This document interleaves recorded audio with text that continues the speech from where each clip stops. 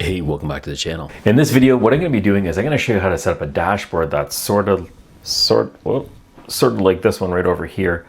That's going to help you monitor your nodes, your miners, or other devices that you might have on your network or on a VPS. And what this dashboard does is it adds a little ticker on the side, whether it's green, which is good and online, or red, which is offline, which is not good.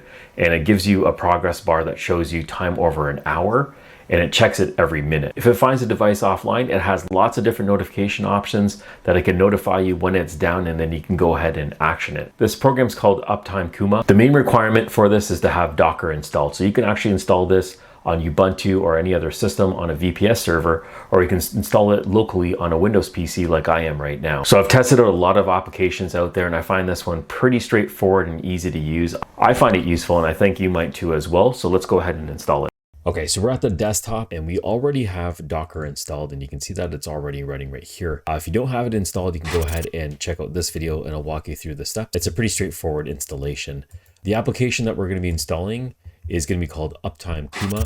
And this is one of many resources that's out there. I found this pretty straightforward and to the point. It's very simple and it has a nice clean interface. Like I said, it's not the only one that's out there, but I'm finding this one to be the most responsive and easy to install. So we're going to scroll down a bit here till we get to the section for Docker, which is how to install Docker. And we really only have to run one line. If you have a VPS already set up with Ubuntu and you have Docker installed, you can run this exact same line in there. I already have Docker installed on this PC like I showed you. So I'm just gonna go ahead, gonna open up PowerShell and then right click on it and then run as administrator. And if you get a prompt like this, just say yes to it. And inside the administrative window for PowerShell, just have to right click and paste in the line and then hit enter. So it's going to go ahead and download all the components that's required. And the only thing that we're going to need to do after is just go to the default URL for Uptime Kuma. Okay, it looks like the installation is complete. Now we're ready to configure it. And if we jump over here, you can see that the next step is to go to your local host, which is this right over here. Now, if you're installing it on a VPS, what you want to do is instead of have local host here, you want to put in the IP address of that VPS.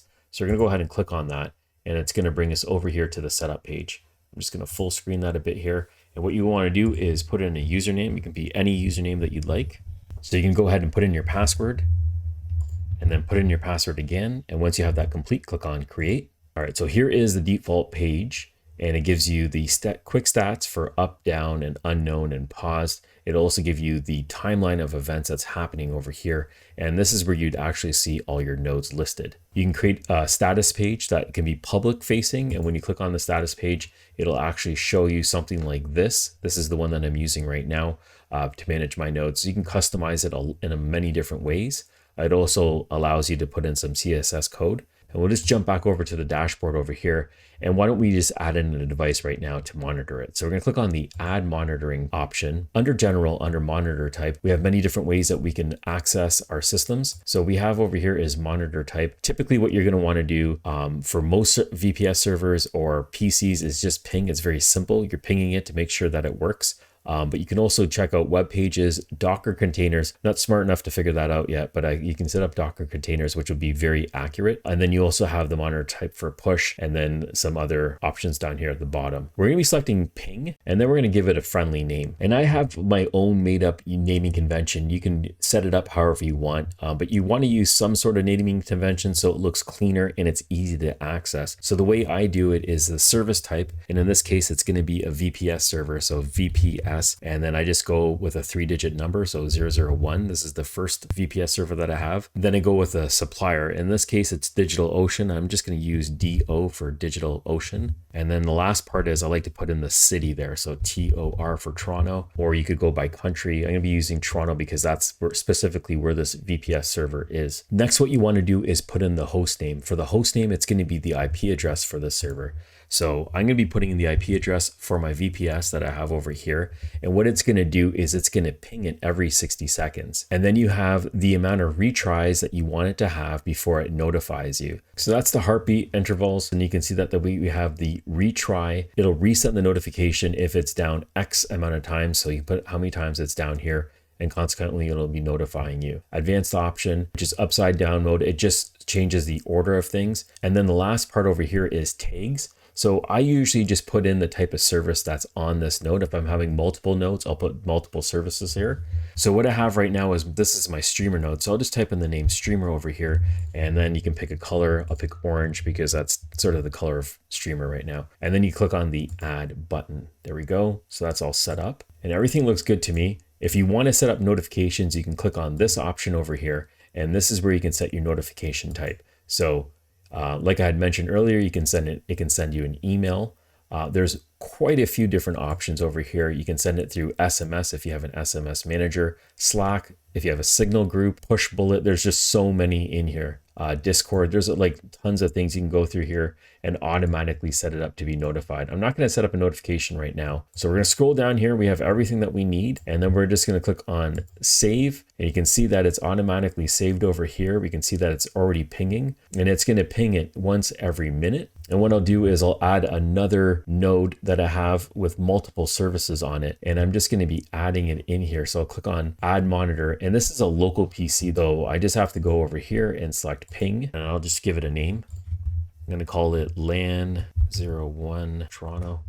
Okay, and then the IP address of that system is going to go in next. And everything else seems to be fine. I'm not going to be modifying anything else.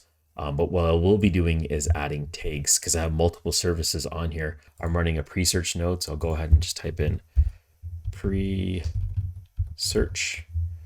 and I'll color this one blue. I'll add it. I'm also running a streamer node on here, so I can just go in here and select streamer, and I'll add that. And I'm running an AOS node, so I'll get that, and then I'm going to be selecting a color. We'll use purple and click on add. There you go. And the next thing I have to do is just click on the save button right over here, and it's going to add it on, and it's automatically going to be pinging that PC. And these are all the services that are on it. If you have ASIC miners or other type of mining devices on it, you can do the same thing by pinging the IP, and then you can go ahead and have it listed on your dashboard. So we're going to scroll up here to the top, and you can click on the status page. We're going to add a status page right now. We're going to click on new status page. The name, I'm just going to call it CryptoJar.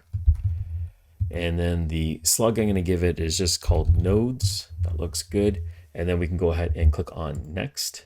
And then we just have to add the options that we want to monitor in here. So we can add a group, but we can leave it as default. And inside the group, we can add in the 2 devices that we want to have monitored. So one more thing that we can do is, if you like dark mode, I think it's easier on the eyes, you can switch it to dark theme right over here.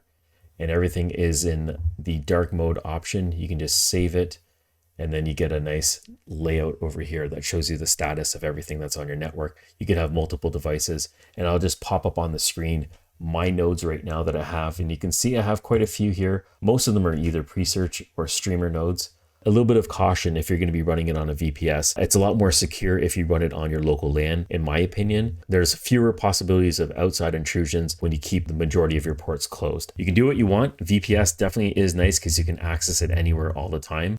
This also you can access anywhere, anytime, but you have to open up this web page to the outside world. This is not the only one that's available. There are quite a few of them out there. Uptime Kuma definitely seems to be the easiest one to set up. If you found this video useful, please hit the like button. It'll give me a lot more exposure. Subscribe if you want to see more. Thank you for watching, and I'll catch you on the next one.